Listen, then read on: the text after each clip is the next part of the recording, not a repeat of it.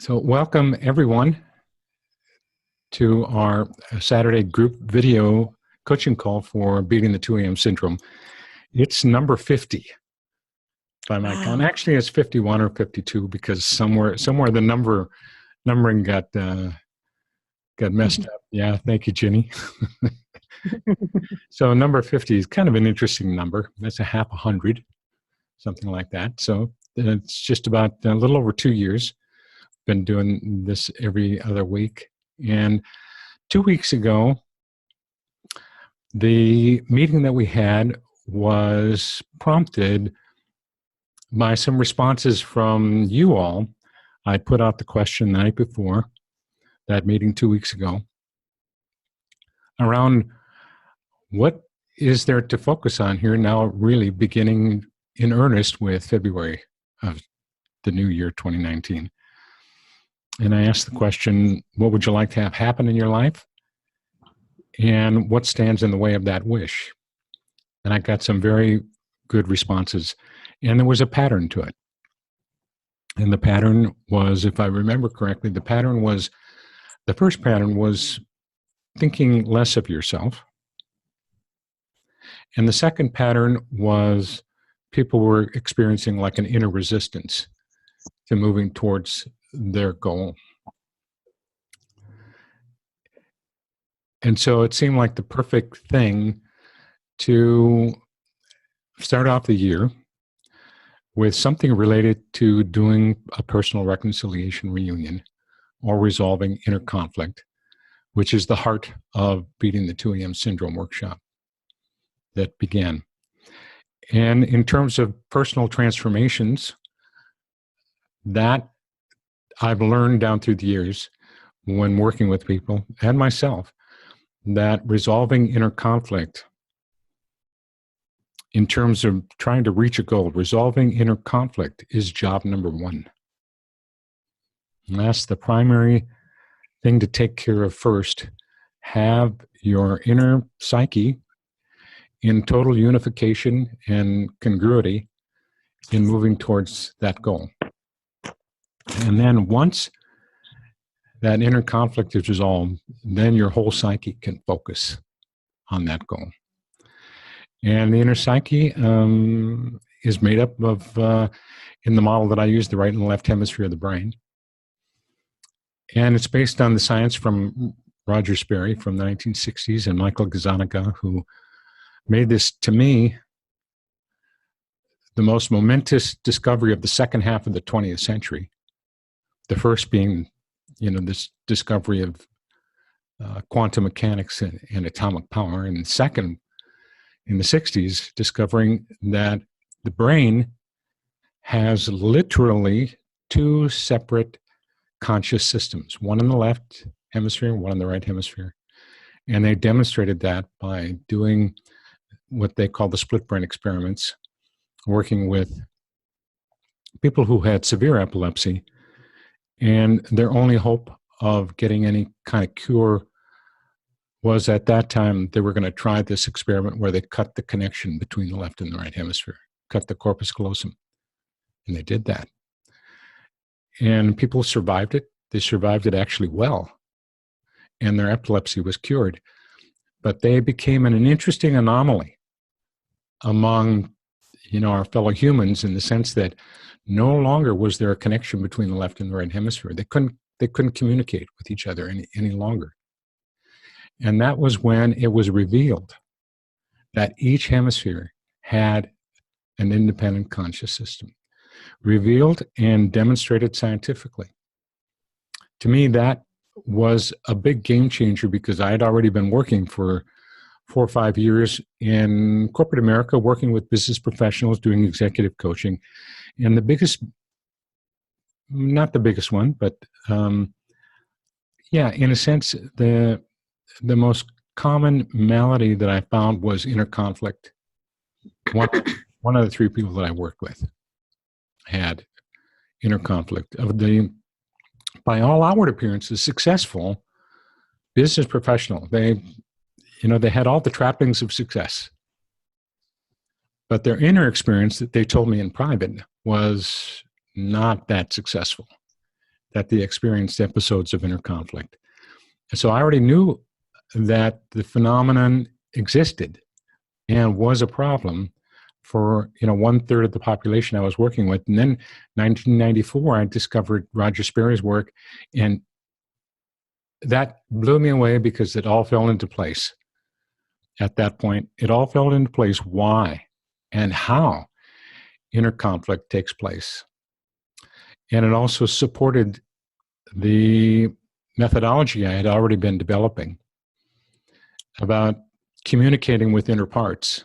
That was what I worked with at the time. I worked with 2 parts at a time, identified who was conflicting and who was doing what, and we worked on, building and healing the relationship. And then when I discovered that there was science behind it, and that actually I had been working with the right and the left hemisphere of the brain, it made everything so much more understandable. So, and then 2 weeks ago, we're swinging back around to personal reconciliation, reunion, resolving inner conflict between the right and the left hemisphere of the brain. And one of the common, let's say, comments that I got from people who tried to do it on their own from the workshop is that for some, it was difficult to get the conversation going. For some, there was so much, let's say, animosity between the left and the right hemisphere personalities, that just getting them to even kind of metaphorically sit down at the table and have some communication with each other, and you're trying to facilitate this, your own hemispheres, and that some folks had difficulty with that, and it was a challenge for them. And so 2 weeks ago, I went through what I call the preparation work, or the groundwork, that if it's done, this groundwork put in place, this foundation put in place, it makes the personal reconciliation and reunion process actually take place with much more ease. And that groundwork is looking deeply into the right and the left hemisphere of the brain and asking each of them questions about what their purpose in life is. And of course, the first thing that actually even precedes that is to discover, when there is inner conflict going on, who's doing what? What is the right hemisphere doing? And what is the left hemisphere doing? And so I went through that in some depth 2 weeks ago. And out of that, I got an email from Stacy. You're here with us. I'm going to unmute you right now so that you can speak when I start to ask you some questions. Okay, I can't unmute you, so I think you're going to have to do it yourself.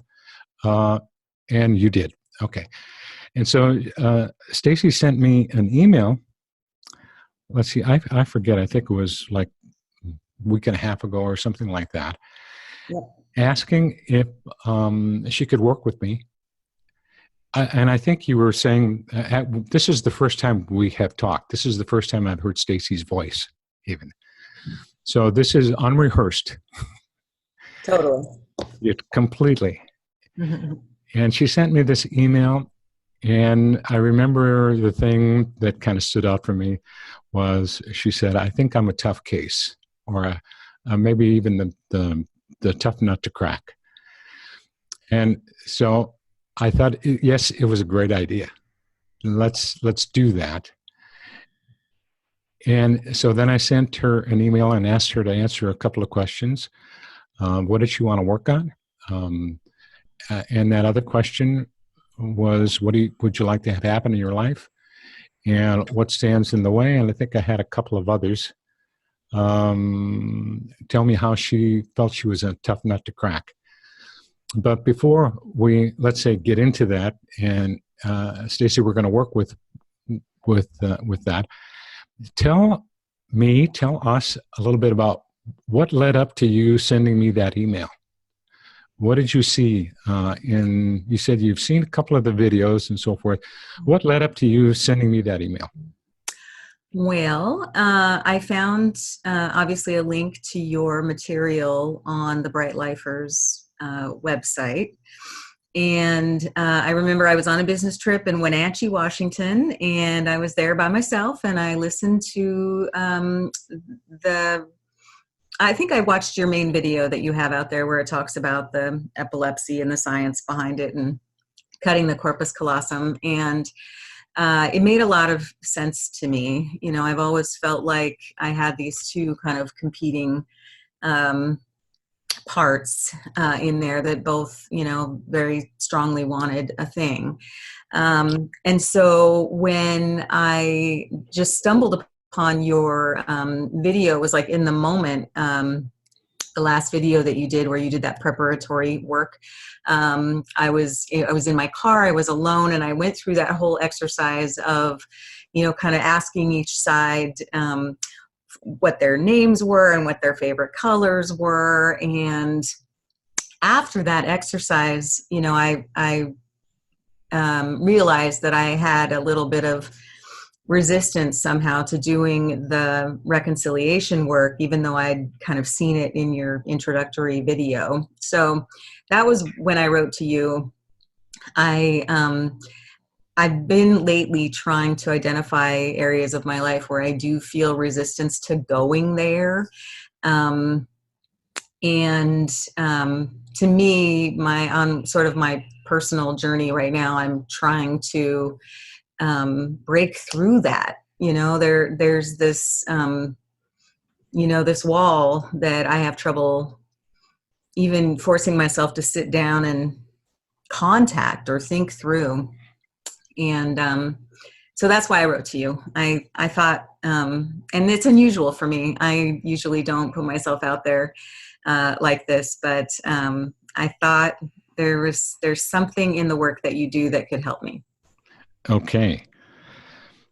So bring us up to date, because you sent me the email, Mm-hmm. and now, and you made the decision to go for it. Mm-hmm. So oftentimes things begin to happen as soon as people make a decision. And so I'd like you to bring us up to date to like this right now. Mm-hmm. What's been happening in the last couple of days since we firmed up that we were going to do this today? Wow. So you know what comes to mind is that I have fallen off the wagon this week, the Bright Line eating wagon, pretty much for this whole week. Mm-hmm. And ostensibly it was because I have a lot of stress at work, and I have this big proposal I'm working on that's due on Monday. And so I essentially, decided, okay, I'm gonna munch on whatever I need to munch on to get through this weekend and get this proposal done, and then I'll get right back on the wagon. But it occurs to me as you ask me that question right now that maybe that's what's happened, is the part of me that is my left brain person, is gender neutral. Its name is Alex, and is the one that I think is, my food controller and my regulator, and the one that wants me to be super disciplined. But I also think that's the part of me that wants to punish me for failures of excesses. And so maybe me falling off the wagon this week was what happened after I wrote to you. I'm not sure. Okay, that's pretty interesting, actually. Right? Yes. So you fell off the wagon pretty much the balance of this week up to now. Mm-hmm.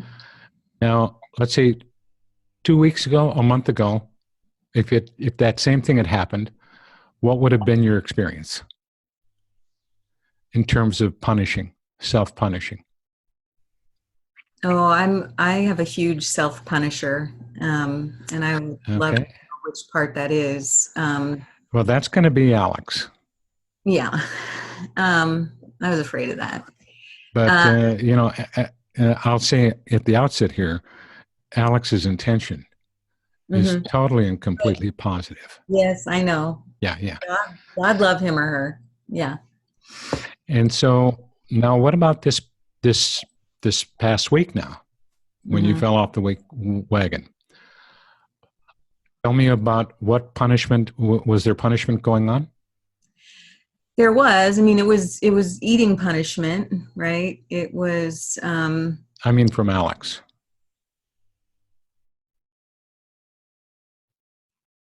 um, I'm not sure. I can tell you that this is probably the worst. Like, I actually went shopping last night and bought crap to eat this weekend, right? Yeah. Yeah. Like this isn't a normal fall off the wagon. This is a epic. I'm going to go out in style, and then I'm Okay. going to resume on Monday night, right? Yeah. So, I mean, Alex has been working hard to do the, what the hell effect, and seize this opportunity. Okay. And so Alex is your left hemisphere, and you said you had a name already for your right hemisphere as well. What's Yeah, her name is Joy. Joy? Mm-hmm. Okay. And does it make sense when I say Joy is at the heart of this epic fall off the wagon? I don't know. She would be. Okay. Yeah. I Yeah. mean, it's obviously indulgent and Yeah. in some ways pleasurable, even though my body hurts right now. Yeah. And are you normally right-handed? Yes. Dominant. Okay. All right. Mm-hmm. Okay. And the reason I ask that is because 95% of the population is right-handed, and the other 5% is left-handed. And some of that 5% have everything reversed up here. Mm. So for that, about 3% of the population, what our left hemisphere for most of us is that logical part, that planning part. And for most of us, the right hemisphere is that, as you say, that indulgent part, and it has our present best interests at heart. And the left has our future best interests at heart. But for that 3%, it's reversed. And so I wanted to make sure that you were maybe not among that 3%. So we were looking at the right configuration here. Yep. All right. And so how would you describe when you walk through the video from 2 weeks ago? Mm-hmm. Were you able to find out the deepest intentions of each, both Joy and Alex? Yes. And it was very similar to what, your caller discovered, or what you described, which is that they both want me to be happy and have peace and joy. They both want that, right? Yeah. Right. And they both want that. And it's pretty obvious that they both, down through the years, have developed completely different strategies Very for different. how to accomplish it. Right. So did it come as any kind of a surprise that at the deepest levels, they both want the same thing? Yeah, it did. Okay.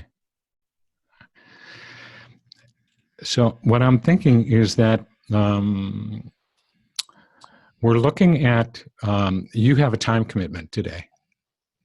You need to be like on the road, taking your son to something special at the 1 hour mark. Yeah, my daughter has a voice recital at Yeah. 2:30, so at 2:00 Pacific, I do need to go. Okay. And I think we knew that in advance, and I thought, okay, that's perfect. That puts us inside of a little time frame. So we're going to be what I call scientifically elegant. Awesome. Which means we're going to do what's necessary, but we're not going to add any frills to it. We're going to do everything required, but nothing extra. Okay. So I think you are now prepared, actually. The work that you did from that video from 2 weeks ago prepares you to actually do the personal reconciliation reunion. And so I'm all for just walking you through the steps. And go ahead and take that deep breath. Okay. Yeah, walking you through the steps. And then I'll pause long enough for you to accomplish it. And we will probably be, we'll have it done before the hour. Okay. And get a chance to talk a little bit about it at the same time. So just using your intuition, would you say the work that you did 2 weeks ago was enough to enable both Alex and Joy? That was the name for your right hemisphere, right? That's correct. Yeah. Did you do enough with them that they are willing to consider working together with each other? What's your intuition? Yes. Okay. So I saw you lean back, get a little comfortable. And anybody else who is doing this with us, by all means, do the same thing. If you are watching this as a replayed video, watching the recording, then you can follow along with exactly the same instructions. And if you think that this might be a challenge for you to do that you're not ready, you could go back and look at the video from 2 weeks ago. That's going to be number 49. And everybody who's on my list, everybody who's here today, and everybody who's watching the recording will have the link to that video. So you can go back and look at number 49, and that will set you up, give you the foundational configuration that you need to make a really good success of then coming back to this video and following along with the 7 steps of a personal reconciliation reunion. So the first thing, Stacy, is you're getting yourself comfortable, and then have your hands with the palms up laying on your thighs. So where your palms are resting on your knee. Okay. And so get them kind of arranged so that they'll stay in place there with the palms up and you can look at them. And then bring out an image of Alex and put Alex into one of those palms. Just use your intuition to choose which palm to put Alex in. And let me know when you've got Alex out there.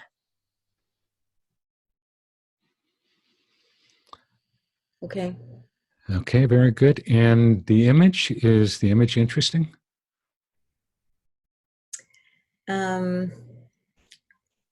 Yes and no. It's just a little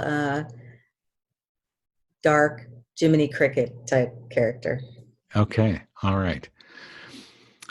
Now, just take just a moment to thank Alex for making that move and appearing in that way. Okay. All right, and now bring out Joy, an image of Joy, or it could be a metaphor or a picture of some sort, into your other palm. Mm-hmm. And let me know when she's out there. She's out there. Okay. And what do you think of that image? She resembles my mom. Uh-huh. Okay. And so now, in this arrangement, you are still back here, like in your consciousness, so to speak. You are going to be the facilitator between the two of them. And the you that is still back there, you could call it your higher self. I sometimes call it my inner self. And that part of you that is there in your psyche remaining right now has a great deal of wisdom, all of your life skills and your qualities at your abilities to, let's say,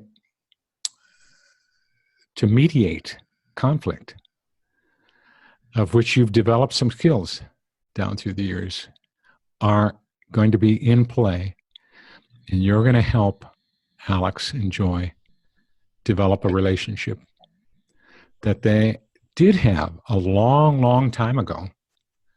They were together a long, long time ago. And that was an interesting time, but we won't talk about that right now. And they got separated along the way into doing their individual thing. And it hasn't worked as well as both of them would have liked in terms of reaching the goal of happiness and peace. And you're going to help them develop a new relationship with each other in which they can do that, in which they can partner, in which they can put together their skills. Each of them has skills that is somewhat different from the other. So they're very complementary, like the yin and yang. And each of them has skills. And so when they put those skills together, they will be like quite unstoppable together. So I'd like you to take just a moment then to ask both of them, each in turn, you pick using your intuition which one to ask first, if they each would be willing to consider working together with each other in life. And then just let me know when you're done asking both.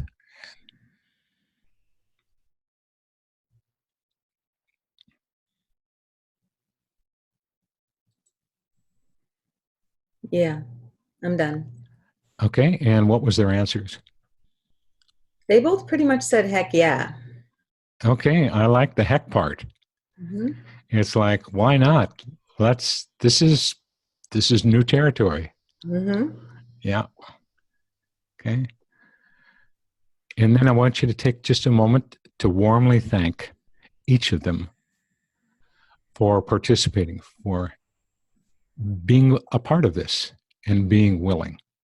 And let me know when you're done.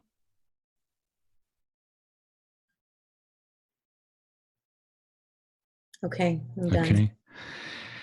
Now, as we're going through the rest of the 6 steps, that was the first step.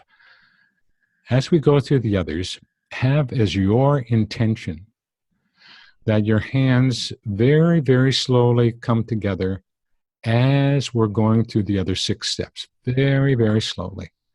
Okay. Just have that as an intention. You don't have to like push them or move them with your thoughts or anything like that. All right. They will just, if you have that intention, it will just happen very slowly as you go along. And one of them might move faster than the other. One of them might sit there still for a little while and then all of a sudden move 6 inches. So it'll be a little bit, let's say, not contiguous or not smooth, but it's going to indicate how each of them is rearranging how they think about things to forge this new partnership with each other, because each of them is going to be shifting their thinking. So are you okay for step 2? Ready to go for that? I think so. Okay, and step 2, ask each of them in turn, again, using your intuition to decide which one to ask first. Ask them to state and say what their positive intention is for you and what their overall positive intention is for life.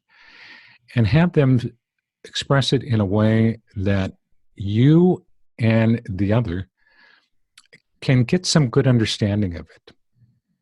And you may have to ask some clarifying questions there to help them express it in a way that the other can understand. And then you do the other one the same way. And at the end of this little step, then once they have both explained it and you've helped them, get each get clear about it, ask each of them if they would be willing to express appreciation to the other, just for where they're coming from, and express understanding. Okay, are you clear? I am. Take all the time that you need to do that, and go ahead. Now, Stacy's going to take some time to do this, and maybe you are too. So when I do and edit the recording, I will take out, there's going to be a gap here in time. I will take that gap out and just put a slide in that says, pause the video and complete this step. And when you're done with this step, then you can restart the video. And for now, for just a moment, we're going to be silent.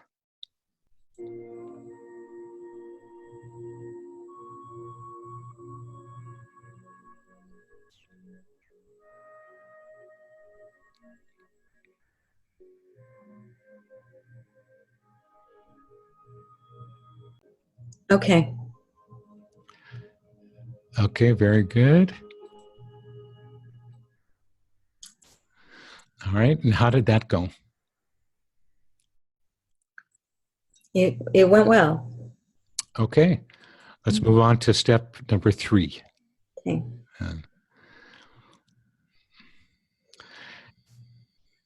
Now this is, on this step, you're going to be gentle with the two of them. You're going to ask each of them in turn, and again, using your intuition as to which one to ask first, that now with this new understanding that they have of each other, would they be willing to mend the fences? Would they be willing to put bygones be bygones? Would they be willing to actually even apologize to the other for impeding, not by any intention, but by unintentionally, unwittingly impeding the intentions that the other has, for getting in each other's way and for causing angst and gridlock and some inner turmoil, and have them express, at the end of that, their willingness, their desire to not do that anymore. And remember, your hands are very, very slowly moving together. Okay, are you okay to proceed with that one? I am. Okay, go ahead. Just let us know when you're done. And again, if you're on the recording, you can pause the video here and then restart it.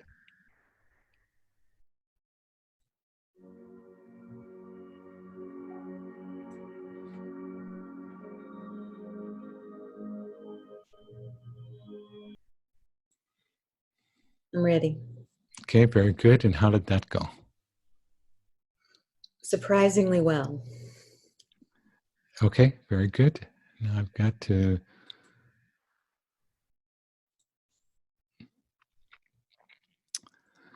Okay, I'm gonna actually read this monologue at this point. It just take a moment or so.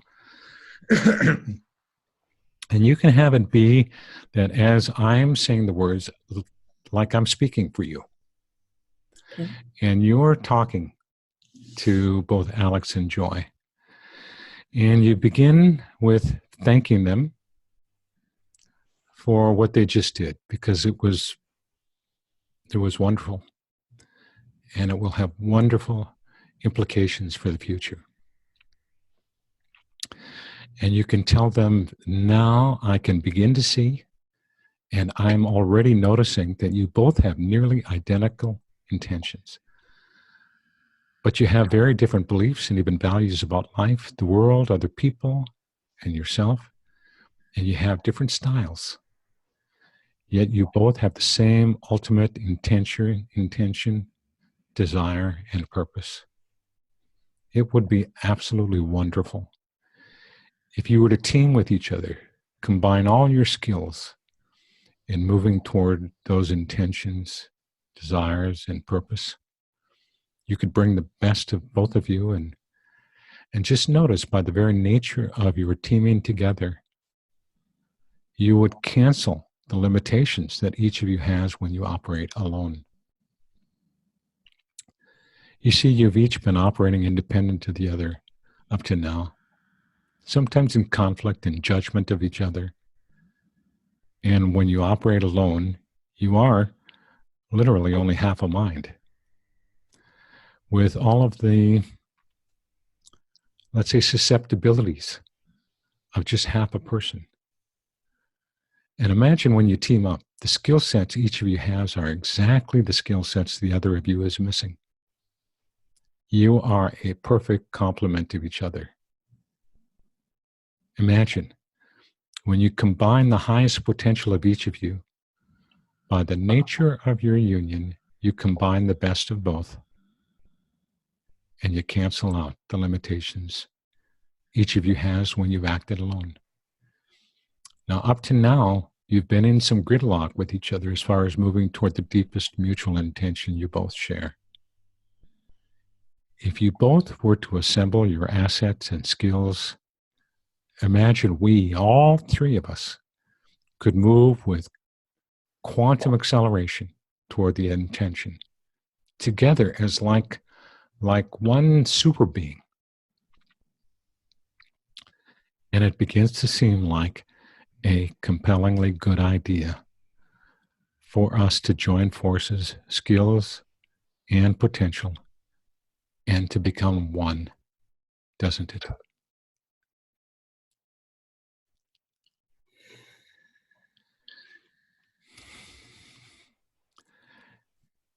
And I'm going to just let you be with that for just a moment or so, Stacy. And very good.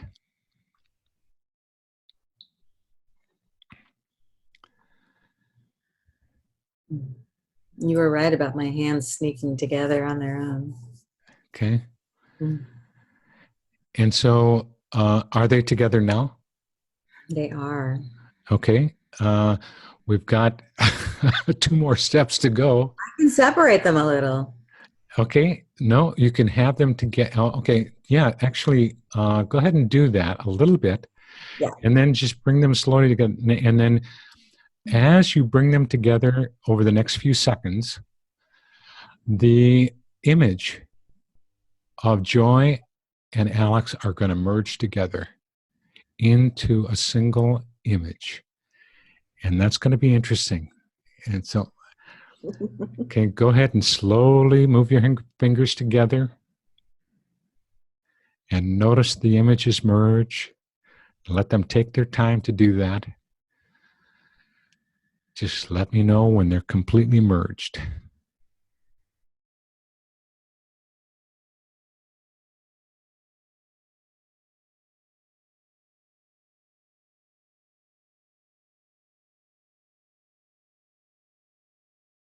Okay.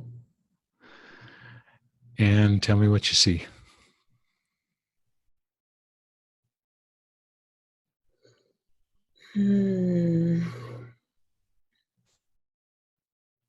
Well, Joy got a lot smaller, and then they just kind of agreed to hold hands. Okay. So that's where they are now, is holding hands. Mm-hmm. Okay, beautiful. Absolutely beautiful. And let me say just why I say beautiful. They're taking this in steps. And the first step is to join hands. Not a complete merging yet. So they're being, let's say, realistic. They have concern. Yes. So now we're going to do step 4. And believe it or not, you're going to ask each of them in turn, using your intuition once again to decide which one to ask first, to express their concerns, if they have any, about working together, and help them work out an agreement with each other for each concern that comes up, with a form, something along the lines of, okay, if she would be willing to agree to this, would you be willing to agree to that? In a sense, have it be a warmly loving negotiation. And the name of the game here is to just completely trust yourself, and they're holding hands, and improvise.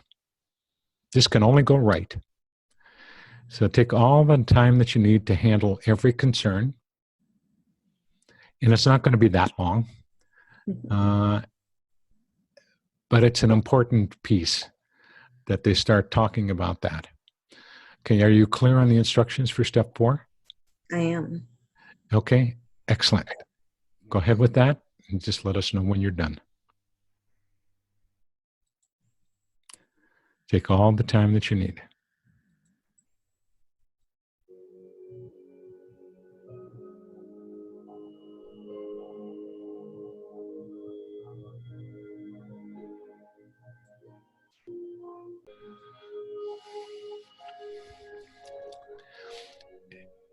And keep going with that step. Keep going as you're doing. And this next step you can be doing simultaneously, concurrently with what you're doing. And that is begin to help them build optimism and excitement for what's now possible with them to work together. Take all the time you need to also build this wonderful anticipation of this departure from past ways of conflicting into new ways of working together to create quantum leap options and strategies that were just not even previously possible. The possibilities now are immense. And continue.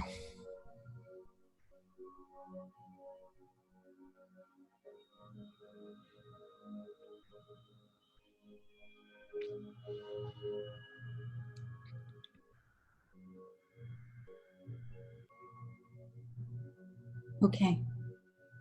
I think I'm ready. Okay.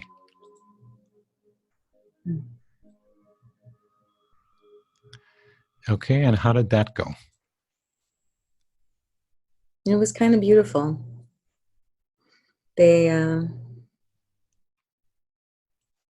did agree to work together, and they acknowledged that they have not given each other enough credit for what they're trying to do. Beautiful. Well done. Step number 7, the last step. Now, very slowly, let's say move your hands down just a little bit, but together still, however you want to have them together, like that. Now, during this step, very slowly bring your hands that are clasped together up into your heart area, very slowly, and open up, and then just let them in there. And as you're doing this, you're making a silent and subconscious arrangements to embrace this new sense in being the oneness of all of you, your mind unified. And as your clasped hands are there in your heart area, allow this new sense of being to enter your heart area, immersing it in the oneness.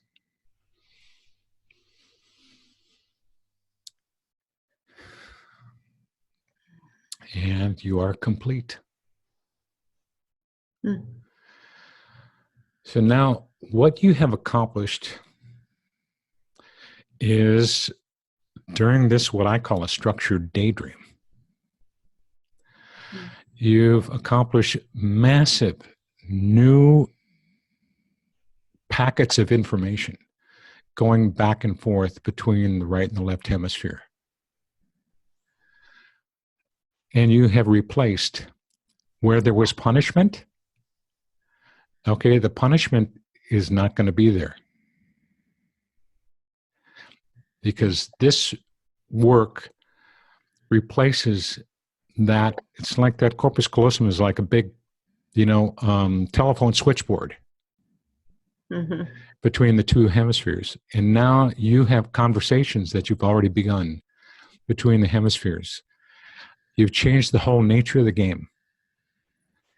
And you're going to be able to begin to develop, or they each are going to begin to develop, if they haven't already actually, some mutual affection and love for each other, and the beginnings of mutual respect, and the beginnings of the sense that, hey, we need each other.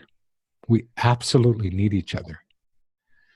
Because together we're unstoppable.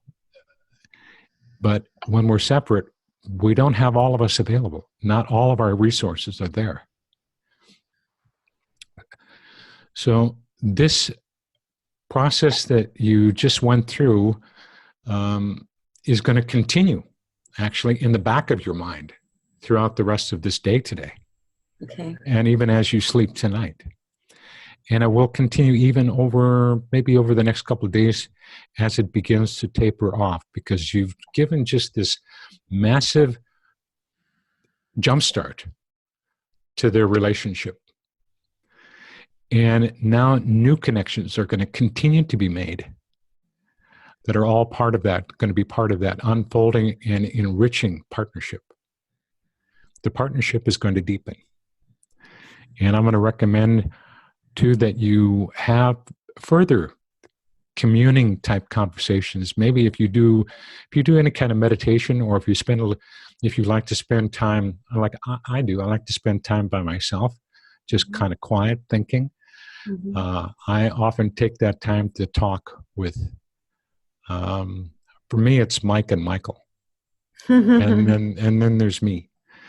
And we have this conversation. We discuss things, because I get Mike's point of view and I get Michael's point of view, and they're going to be different. Mm-hmm.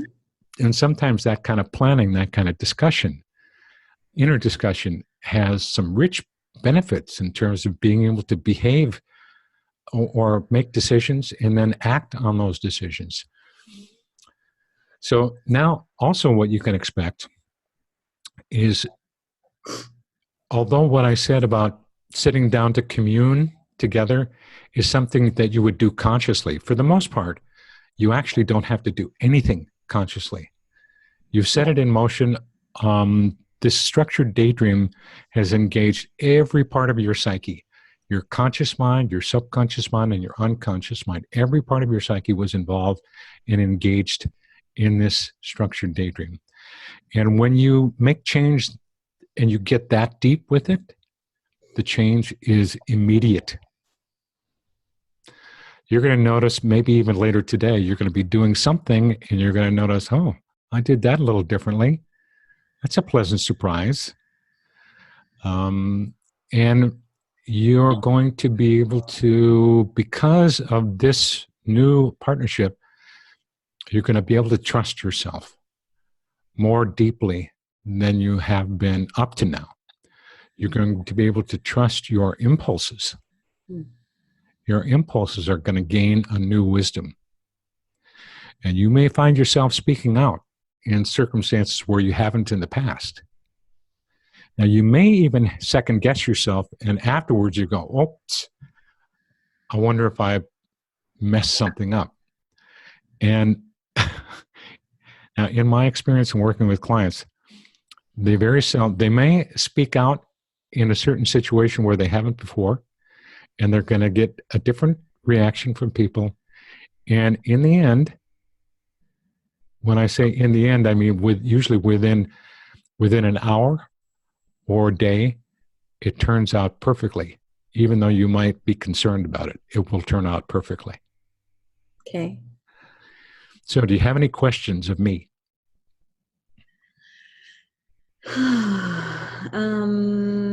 Nothing I can think of at the moment. Okay. Tell me what's your state of being right now? I feel like during the reconciliation process, I went from feeling very cold to feeling very warm and comfortable. And I feel very relaxed, which if you knew me, you'd know was unusual. Okay. And I feel accepting of myself, where it feels unusually good. Wonderful. So the new collaboration, the new cooperation has begun. I hope so. Collaborative spirit, the mutual affection, the mutual respect, the mutual sense of wanting each other together. And for many people, and this was true for me personally, once I started doing more and more communing, I became my best friend, my own best friend. Mm-hmm. And my loneliness that I used to have, there are lots and lots of people in this world who feel they're on their own. And this particular process brings a deep awareness that you are not alone. They are two other independent personalities within you. And they are absolutely different from each other. You are never alone.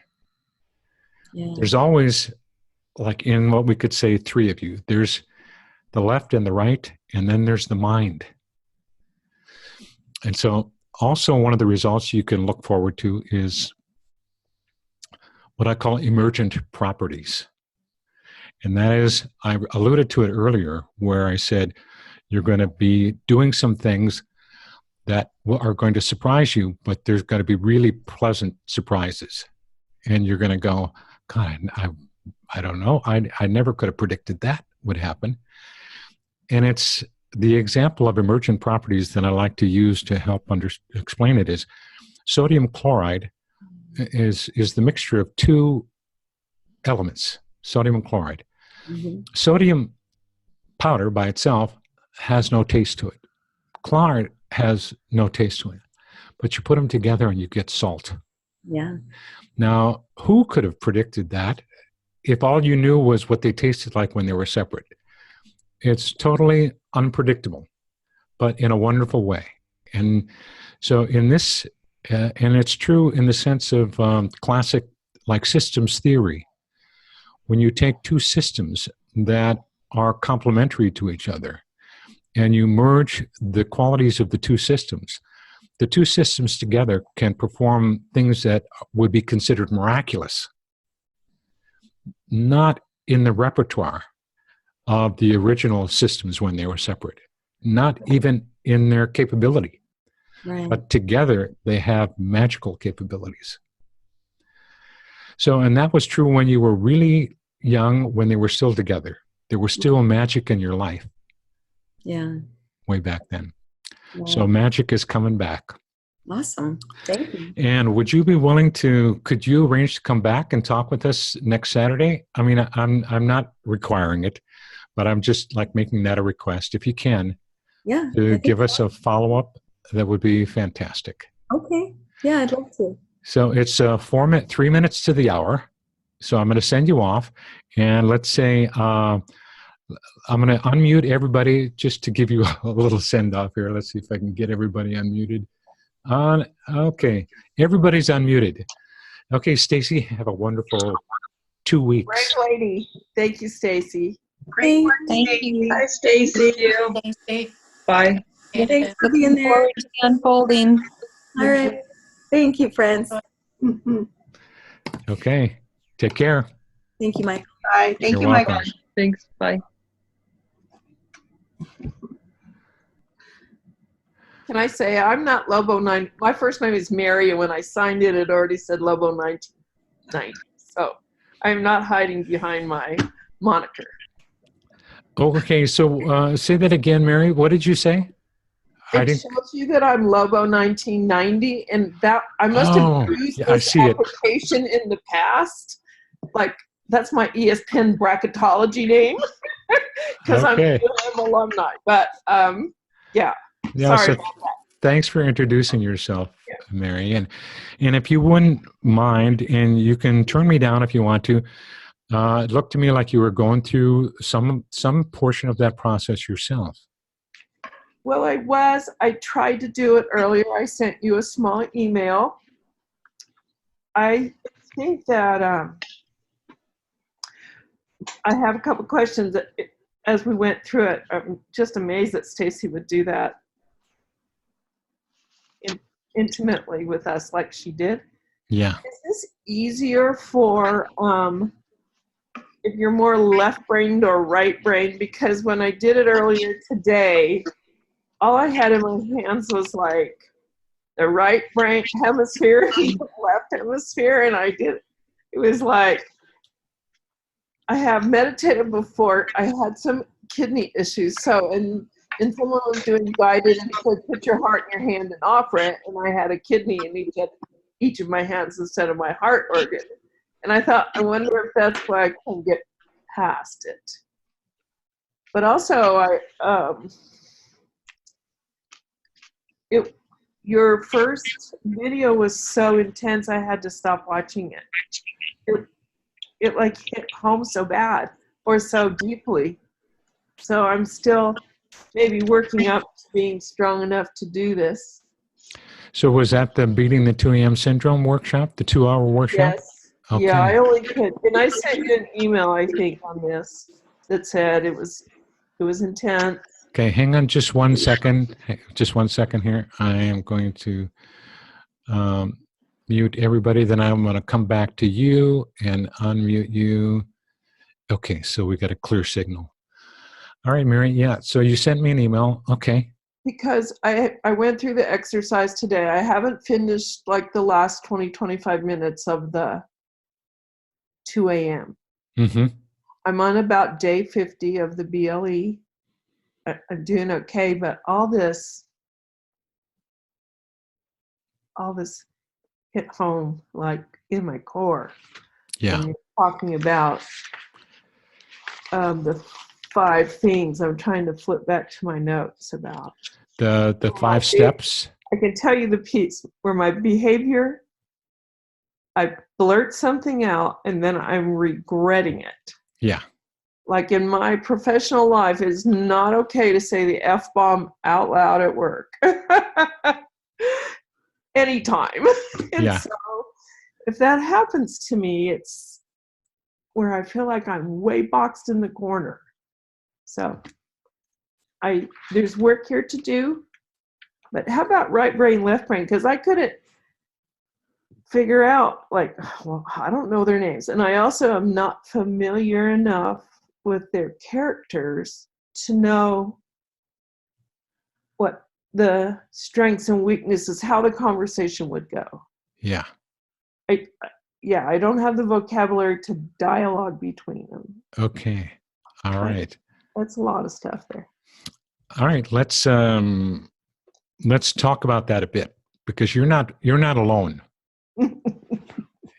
You will not I be. also want to do one thing, and I sat here earlier, but I see all the green behind you, and I want to show you my backyard and So all what? the icicles and the snow from Idaho. Idaho. Okay. I think you said you're in Arizona Thank you. Yeah. Well, or somewhere. people are, I don't know if I'm hearing complaints, but people are kind of remarking here. We just had some kind of low record last night. I don't know what it was, but maybe it was in the 30s or something like that. But it's not anything compared to that cold blast from, a few weeks back. Right. But I was born and raised in Minnesota, so I'm familiar with that weather. And I remember going out, as long as, you bundled up like crazy, and we had our, I forget what they call them, for these mitts. That is like, it's a woolen mitt you pull over, and then you pull over the leather on top of it. I forget what we call those. In any case, Those mitts keep your hands warm. Gloves with the individual fingers, they don't do it. You're But right. those mitts are the cat's meow when it comes to keeping your hands warm in cold weather like that. Mhm. But I remember it was like a badge of honor when it was like 60, 65 below wind chill with the wind. Mhm.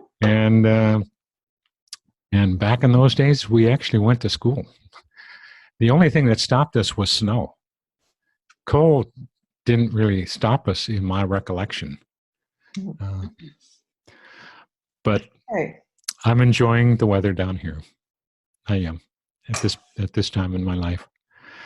So let me see. I've actually got some notes here that I think, rather than just wing it, I'm going to see if I can go through some of these notes about what each of the hemispheres does.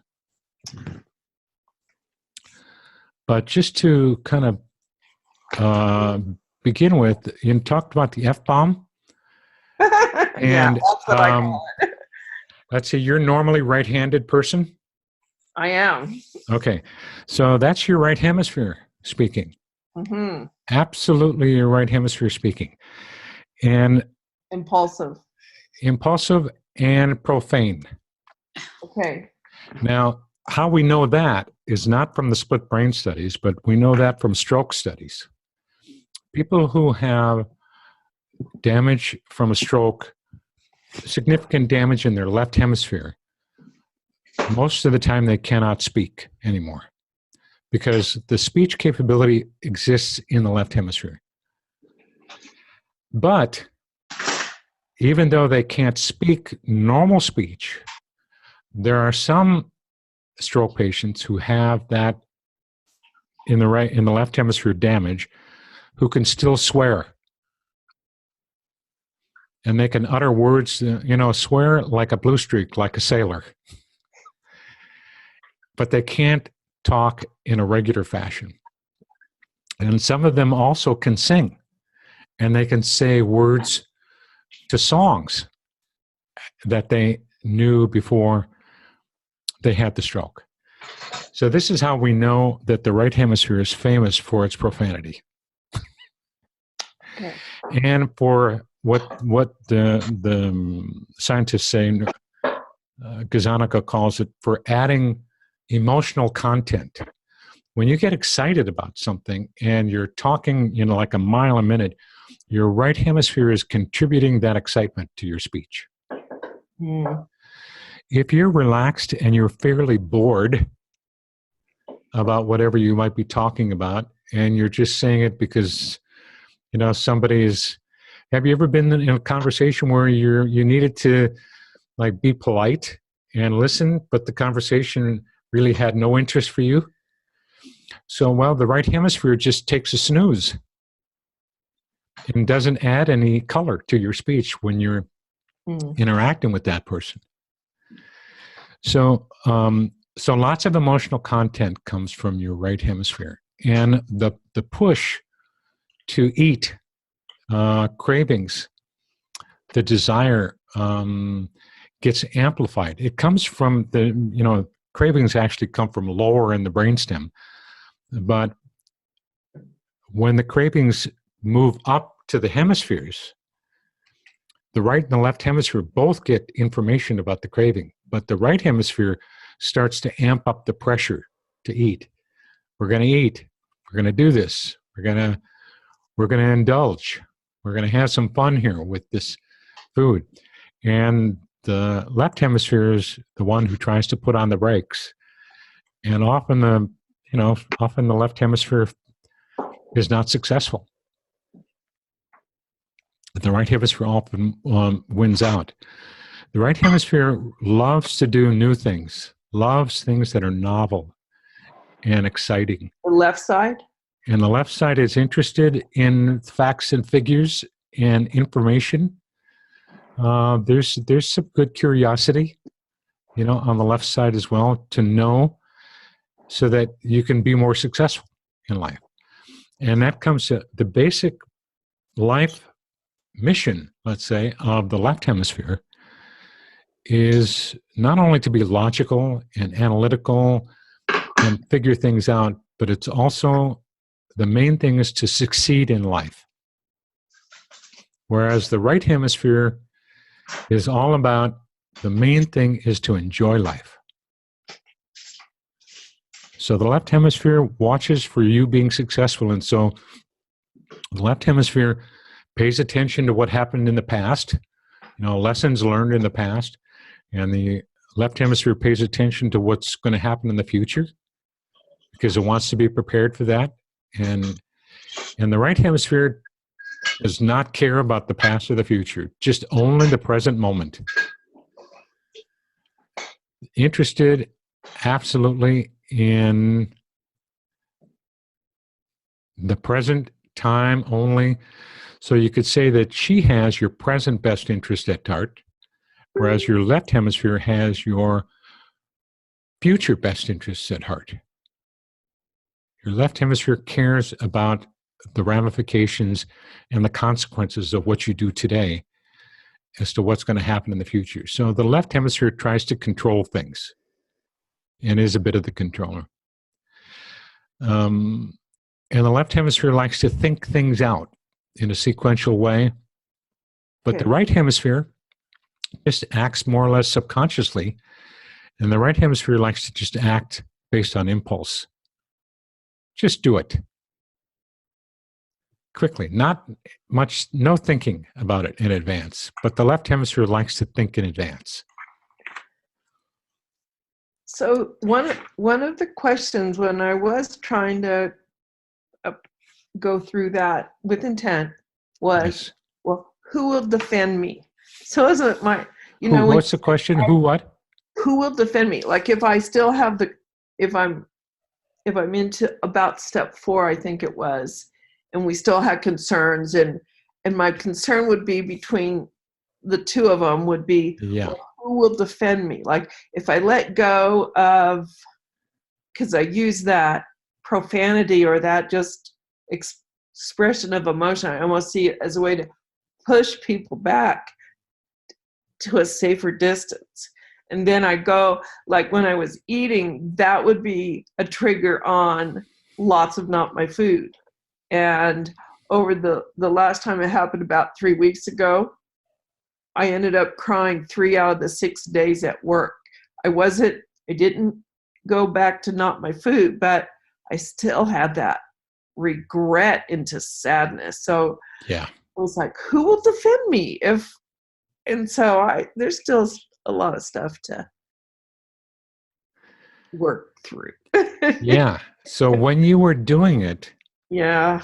did you kind of get into a beginning? Is that when it occurred? Who will defend me? That's what I wrote today, actually. Today. Okay. Earlier Yes. today. Yes. When you were doing Okay. it with Stacy.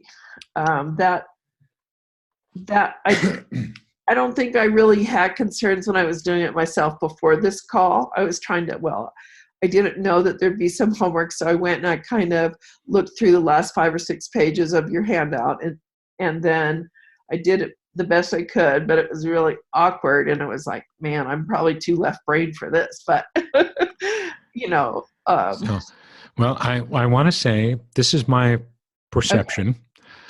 And I was watching you and seeing you participate. And my sense of it is you were into it. You were into what I call the structured daydream. You were there. And even though you may not think, may not feel confident that you actually accomplished something. The psyche was engaged. Yeah, I want you to know, yes, you have accomplished something. Now, do you have a perfectionist streak where you have to do things right? Most of the time, yes. Sometimes I try to only get to 95% because I know that's good. Because you can spend like 50% of that effort getting from 95 to 100. You're right. Exactly. I don't know if I want to be perfect, but I want to be right. Is that the same thing? Very close. Okay. So the reason I ask that, because when you have that bias towards really wanting things to be right, Uh-huh. you're predisposed to be somewhat pessimistic about your efforts.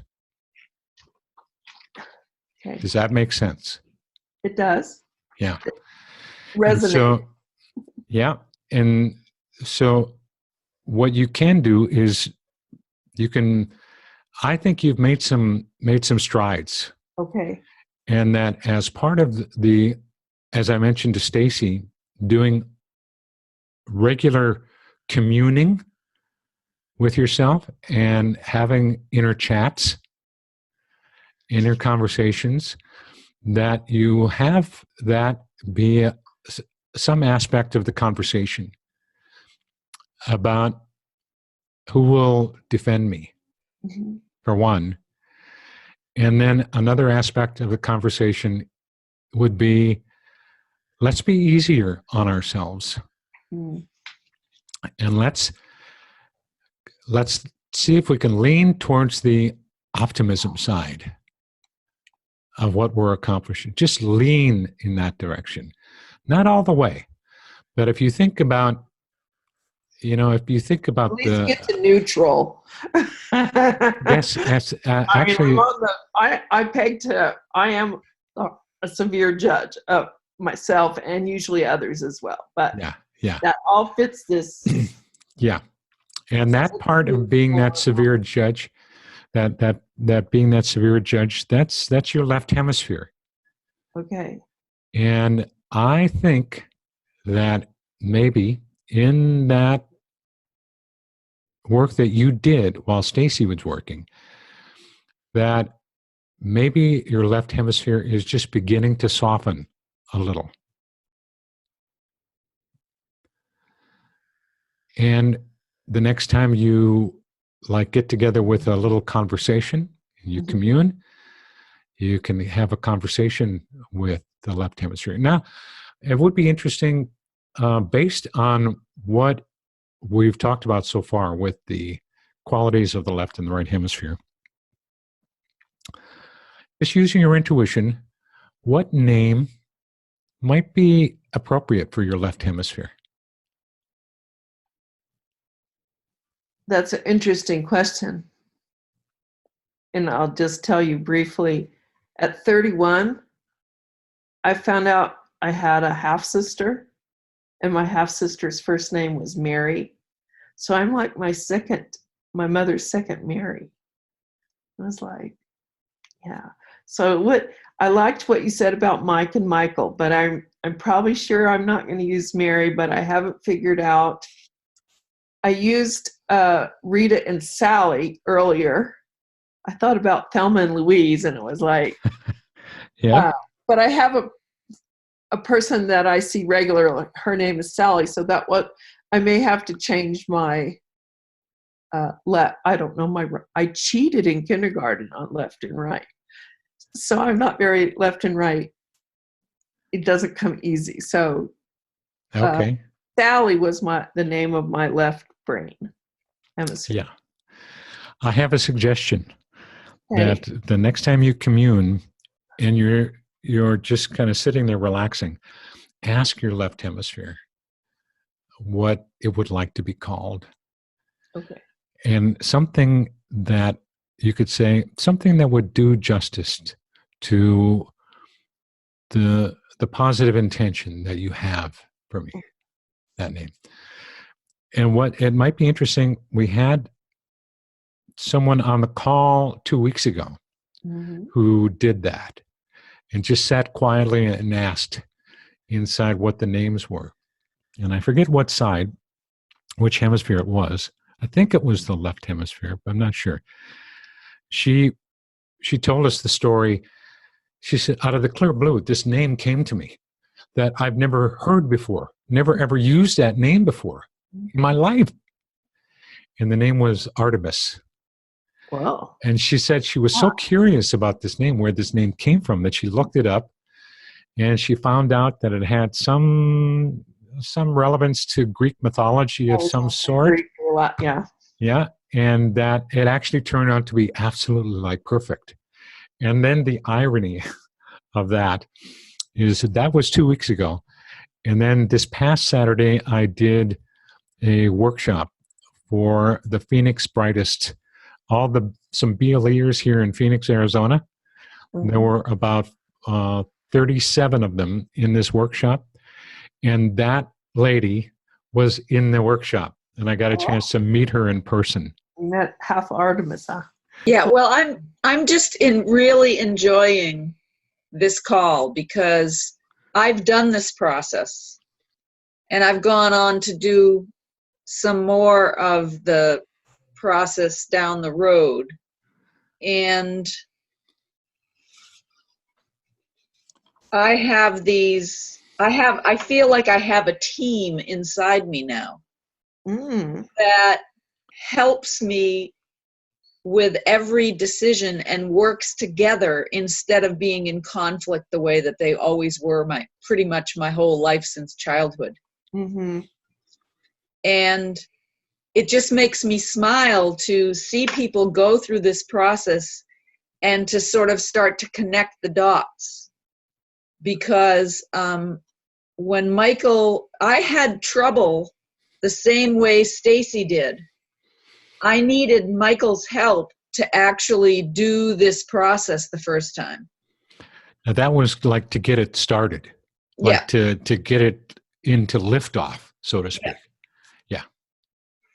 And so since then, my reactions to things in my life on a daily basis are completely different than they used to be. Because I don't feel alone.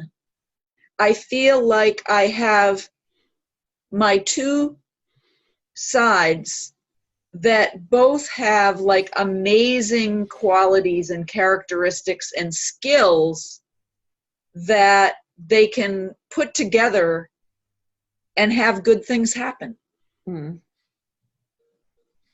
Because I remember, before, when I listened to the 2 a.m. workshop, the 2 a.m. syndrome video, feeling the same way that you described feeling it was overwhelming. Yeah.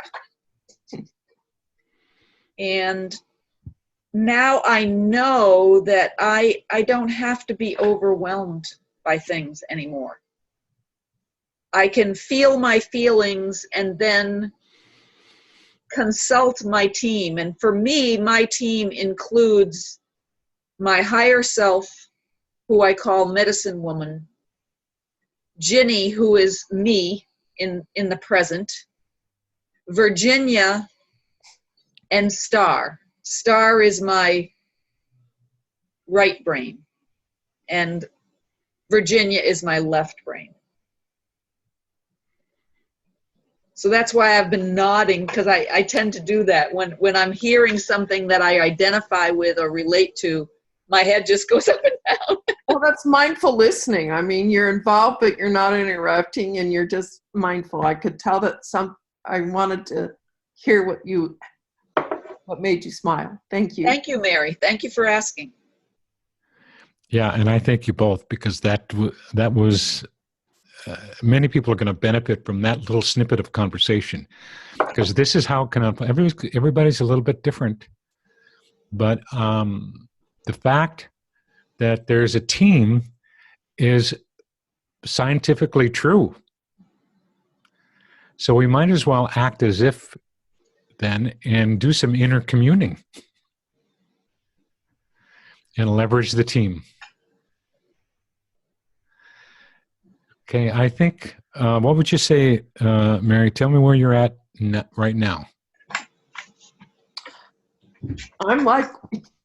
I'm here. I'm good. I'm put wow, all I back see this. All my parts are together. Okay. So we can, hear from someone else. I'm good. But I appreciate your focus. Thank you. So I invite you as well, extend the same invitation that I did to Stacy, if you want to come back in 2 weeks and just let us know how you're doing. All right. And how this unfolds for you. We'd be totally curious. Thank you. And even if, there were like a road bump along the way, that could be the opportunity for, taking the next piece of ground. And if that wound up you asking a question because you ran into a little bit of a challenge, that would be excellent. Okay. Yeah. Thank So you. thank you for stepping out, just like Stacy did. Okay, I'm going to put you back on mute. And let's see. I'm going to call on Wendy. Wendy, I'm going to see if you have a question, a comment, or an observation. And if you don't, you can certainly say, "No, Michael, I was just listening," and then I'll say, "Okay, good." So Wendy, I've got you unmuted. Do you happen to have a question, comment, or an observation? Yeah, thank you. So You're welcome. when I was doing the hands together, they were moving together. But when you said combine the images, I didn't see an image, though my left brain and right brain do have a separate image of their own. They're named after dogs. So one is a dog that was a working dog on a ranch and may have saved my dad's life at one point. And the other is a little dachshund crossed crazy animal who took advantage of every moment and even was in a show and he was supposed to stay, so he put his feet up and he stayed in that position. My sister would have lost points she would have lost the competition if he'd moved. But he just laid there in one spot, fell asleep until it was time to get up. So they have an image, but when I went to join them, the image didn't join. So. Okay, so what did they get closer, or what actually happened to the images? Well, my hands went closer. Yeah. But I never really, when I was doing the hand thing, I never really had their two images in my mind when I named them the last time, when I listened to the last recording. Yeah. When I named them, they had an image, but even when you said join the images, I'm looking for these two dogs, and they weren't there. It was a blue circle, kind of with different colors, maybe darker, I don't know where, outside, maybe a little bit dark inside. Okay, so that's the image that appeared then, a blue circle? Yeah, it was kind of just a blue circle-y thing. Okay, now, so that, when you first said that they didn't join, I thought, well, okay, there's something to that. But then when you said the blue circle, that changes my thinking altogether. And one of them's purple. One of the animals, when you said ask them their color, yeah, one is purple and one is blue. And so it might have been kind of a combination. The darker area might have been a combination of that. Yeah. I don't know. Yeah. So something like that, when, because that was, I'm going to take it that was a surprise. Is that true? Yes. Okay. Yeah. So as a general rule, I always say and think, when something surprising happens, when you're doing something like an internal experience like that, a structured daydream, that is a good indication that you're doing some good work. Okay. It's an indication that your subconscious mind is fully engaged and that even portions of your unconscious mind are engaged. And that blue circle came from your unconscious mind. Okay. And that's why it's a surprise to your left hemisphere, to your conscious mind. Okay. And surprises like that are always a good sign. Okay. Always a good sign. And later, like as time unfolds, the meaning will become more clear to you. What that blue circle means, that somehow that blue circle is really important to you in some way. And it's going to be revealed to you. And it may come from something way back in your past that was special. Okay. We don't know, but it's you're going to be in for a surprise maybe sometime during this coming week. Okay. as it comes. So how did you feel about as you were doing it with us together with Stacy? Is that true? Yes. Okay, so the end product, when we were complete, what was your state of being? I don't know. Just interested. Just, Okay, would you say relaxed? yeah, except for wondering why the images didn't come together. Oh, okay. And you thought there might be a problem with that? Yeah, like maybe I didn't do it because she was really going faster than I was ready to move on, but you know, you can't mute it. So you just keep, I mean, you can't stop it and get the rest. Right. So. Okay. So I think, by the way, what you said there, I think you're doing well. And Okay. I think it's all initiated. It's all been jump-started. And it is continuing, I think, as we speak. So one of the things I want to encourage you is to, in terms of, like, you're wondering about that something was wrong because the images didn't come together. I want you to consider that what actually happened was exactly what was supposed to happen. Okay. There was absolutely actually nothing wrong with it. Okay. But the thinking that there was something wrong with it can be a little disturbing. Is that true? Yeah, I actually have a sign on my bathroom mirror that says, "What if nothing's wrong?" Because I probably have a Okay. tendency to think that things are wrong. Okay. So if you do some communing yourself, anytime today or tomorrow, or, you spend some special alone time with yourself, just thinking that you can have an inner conversation and maybe even make an internal apology saying, I have to say, everybody, I'm pretending now like I'm in an inner conversation with myself. And it's quiet and I've got like 15, 20 minutes or a half hour and I'm just being quiet and just thinking.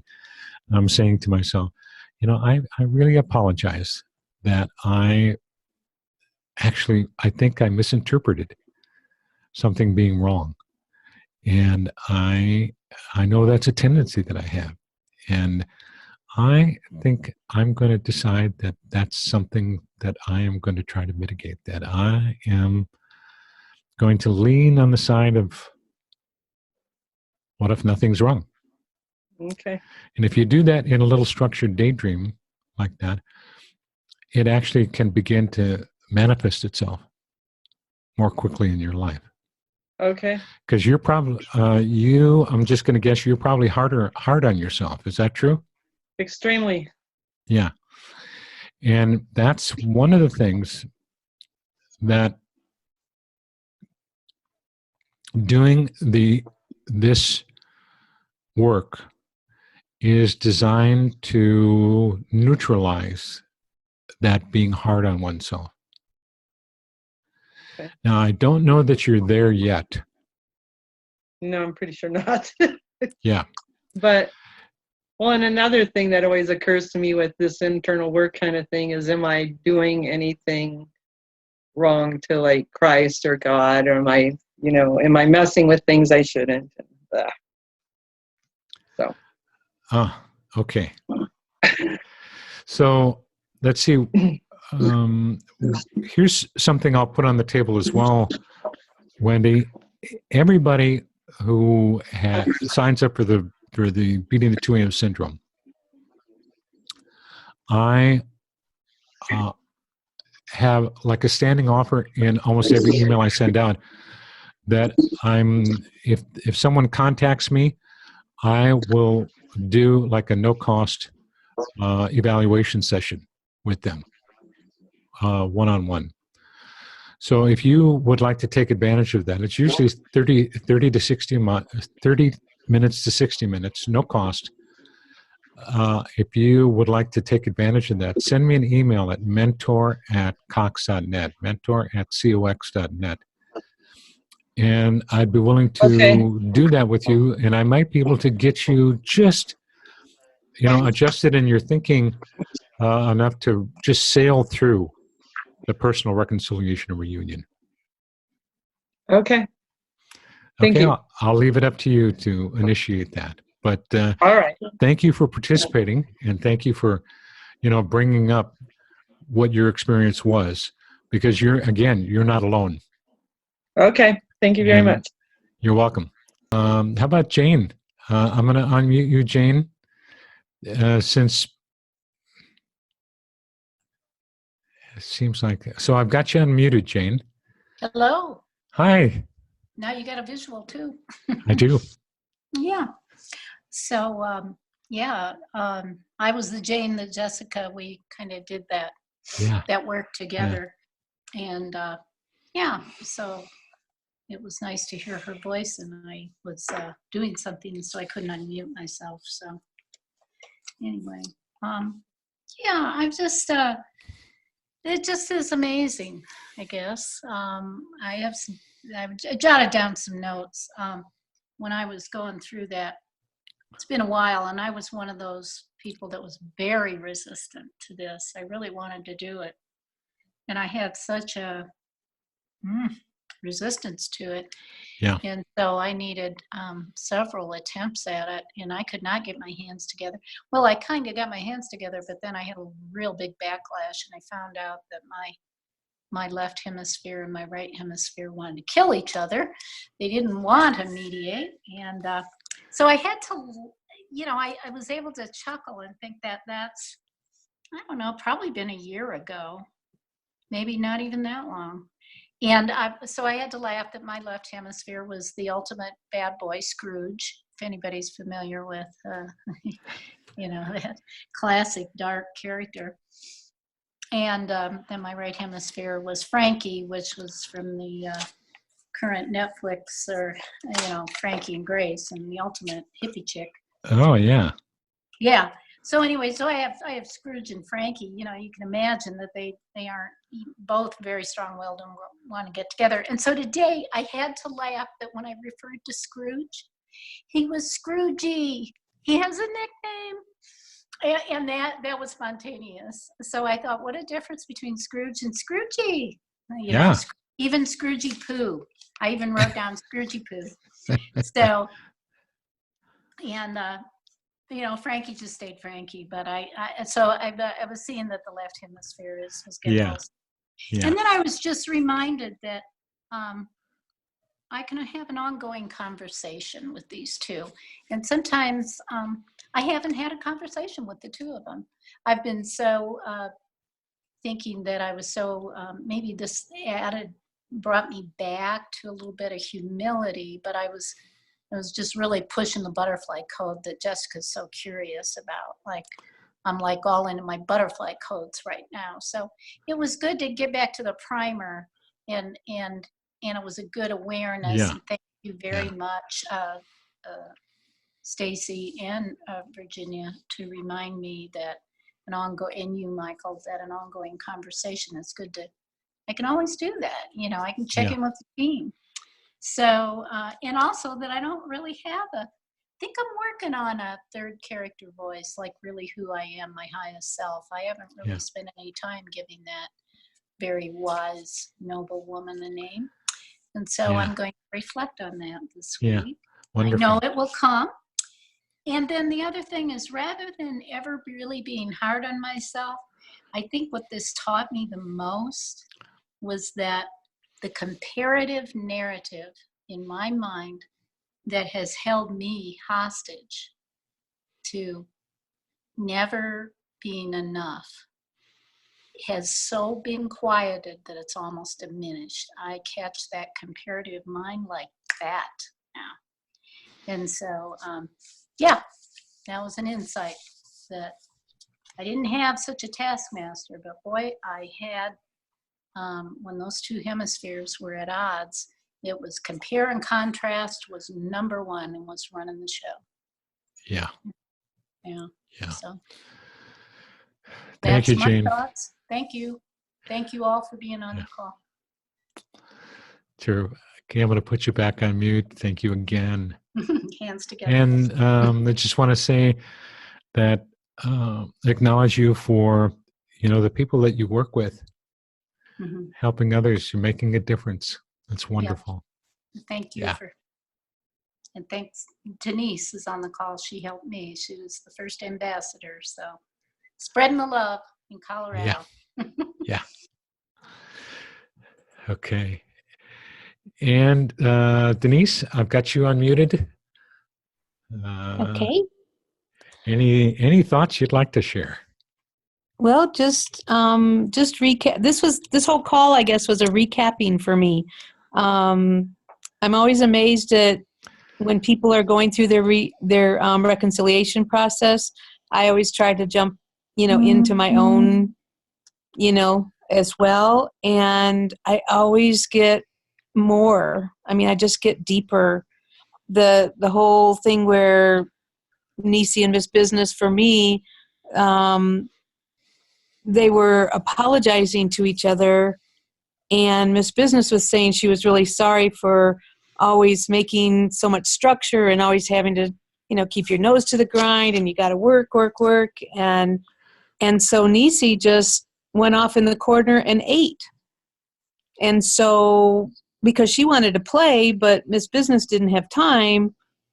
And so her only alternative was sit in the corner and eat. And that was a real aha moment. I mean, yes, we understand a lot of things about ourselves, but, just those little onion layers keep peeling back. And that was just one more little tidbit that was extremely profound. Even though it seemed small in the moment, it was very profound as I think about it and understanding my eating disorder, that much more. And then, thank you, Wendy, for reminding me, what if nothing's wrong? That's been a phrase that we've used for the last, year or two. And that was a nice, very nice reminder. And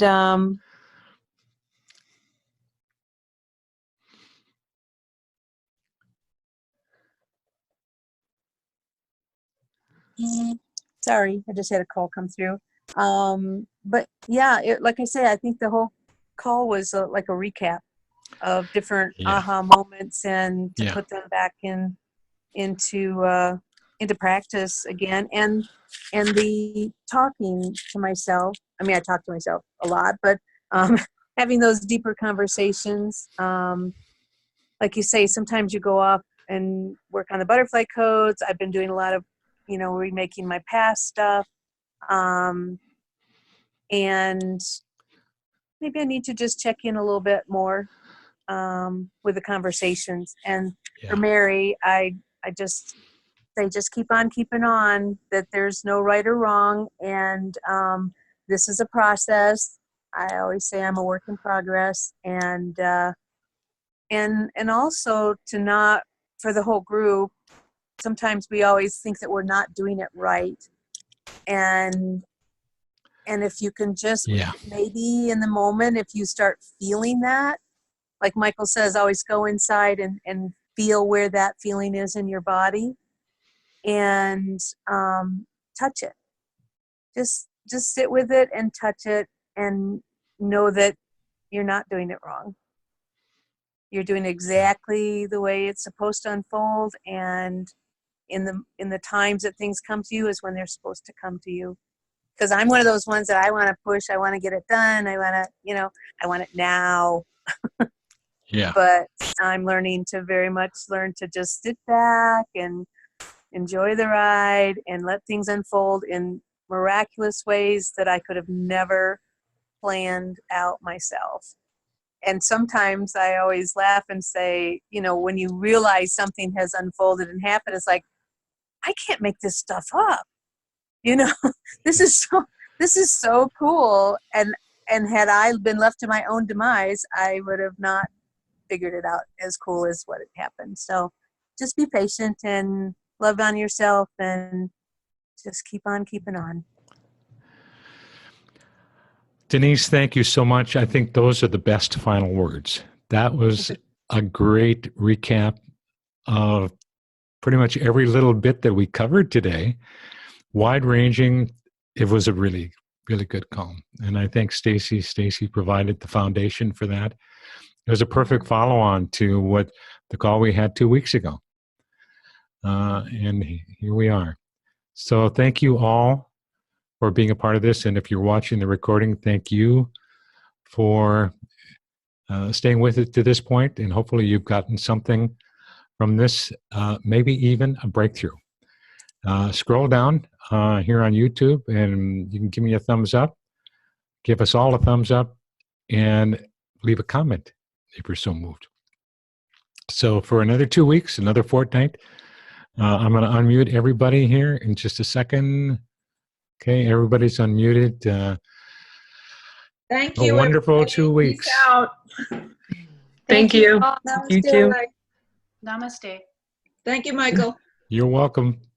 Thank you. Bye-bye. Yes, thanks. Bye.